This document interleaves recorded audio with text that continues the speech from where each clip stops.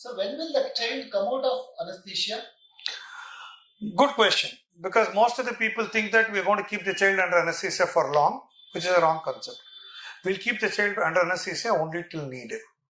After that, the child will be reversed completely from anesthesia, then only child will be shifted out. That means when the child is shifted out, child will have normal reflexes like a normal child, and then only we shift the child out. If it means that the child is breathing well, child has a good stable pulse rate, BP, and we think the reflexes are right, then only we shift the child.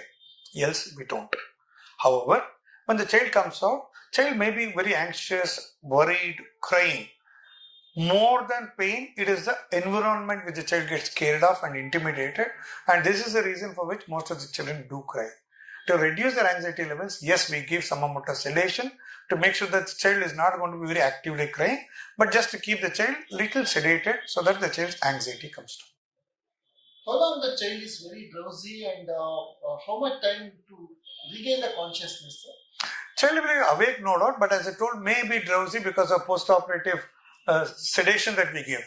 However, this may last anywhere between 2 to 3 hours or 1 hour. Gradually, children do recover.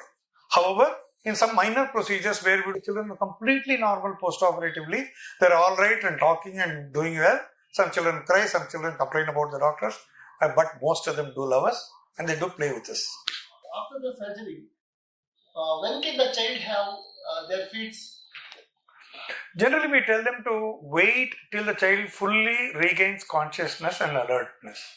When the child is fully alert, conscious and demanding feeds, you can start with small sips of water, and if the child tolerates, you can gradually increase. But if the child vomits, hold for some time. The main reason we say is don't force your child to eat or drink till such time that the child is fully fed. This we are talking about minor procedures. If it's a major procedure, major surgery, in which we are done on the intestines, we tell not to give the child any feeds, please don't. These are the common daycare procedures that we do. The feed can be started after about 2 to 3 hours and gradually increased. When you ask what to give, initially give clear liquids. The child is tolerating, gradually go to other type of liquids, and once the child is completely normal, you can give normal food. That means most of the children, by evening, the child should be able to take most of the feeds, by night normal feeds. So some kids are physically very naughty and it's very difficult to control them during the surgery. How can we control them, sir?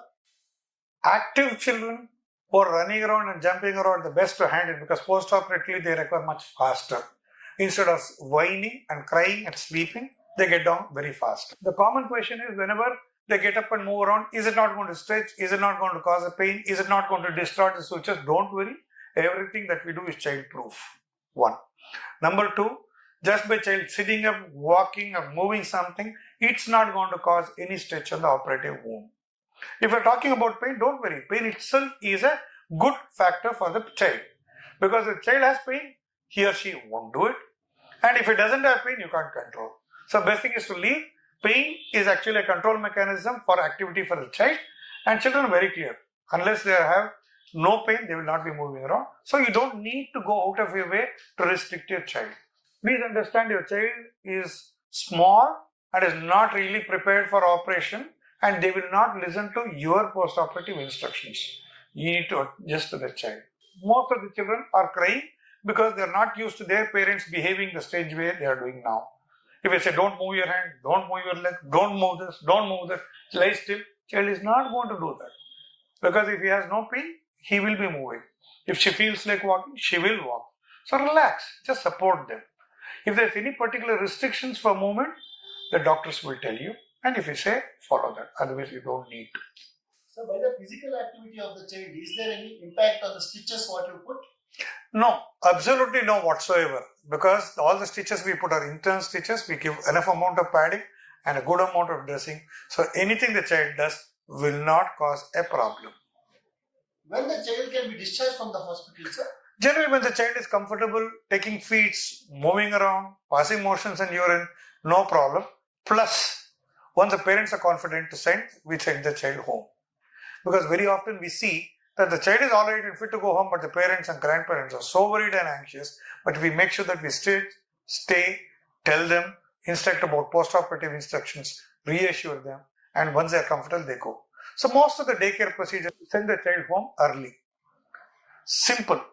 However much and however fanciful the hospital is, still the child is most comfortable when at home. However the home may be, it's much comfortable to send the child home. However, when we think that it is risky to send the child home for whatever reason, or if somebody is not comfortable, yes, we do retain the child overnight till the child is comfortable to go home. After going to home, when can the child have the bath, sir? Normally, for most of the procedures like herniatomy, circumcision, laparoscopy, appendix, we do put a plastic dressing. That means you can give a bath over that. Even if the water spills, it's fine. Unless specifically instructed not to give a bath, you please continue to give a bath so the child feels comfortable, you are happy, and the child should be comfortable. Most of the times, I call the child after about 2 days and make sure that we remove the dressing, make sure that there won't be no infection. By 48 hours, the skin would have healed on its upper level and the inner layers will continue. So most of the children, I do take out the dressing, send them home, and after 48 hours to 72 hours, 2 to 3 days, and then generally don't need to come unless there's a specific necessity. In such cases, I do talk to you about it. Follow-up will be done only after 8 days? No, generally I call them after about 2 to 3 days to make sure that there's going to be no infection and the child is on the right track. If everything is fine, we don't need to see the child unless about 2 to 3 days, and after that, most of the cases we don't recommend the child to come unnecessarily unless it is disease specific.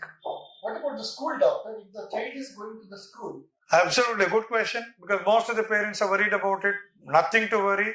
If the child is comfortable to go home, comfortable to sit, if he is happy to go, if the parents are happy, please send them. It's a big relief for you also, so that the child goes to the school and has his own distractions to forget about the pain. So how many days the child has to restrict the movements, and what about the activity during sports and all those things? Yeah. As I told, we'll classify the entire type of operations into two. Most of the K types, we do outpatient procedures, simple procedure like hernia, orchidopexy, etc., or circumcision, where we do not require too much of post-operative care and restrictions. If there's a major operation like laparotomy, tumor removal, etc., we'll talk to you more about it, which will be disease specific and will be told to you by me at the time of operation or my associates. When it comes to minor procedures, daycare procedures, they can be as active as they are comfortable. If they're happy to play around, let them. If they're happy to move around, let them. If they're happy to take part in sports, let them. If there's any specific need for restrictions, yes, we do tell them. What about the other medication if the child is taking regularly? Yes. Are they going to continue during the surgery?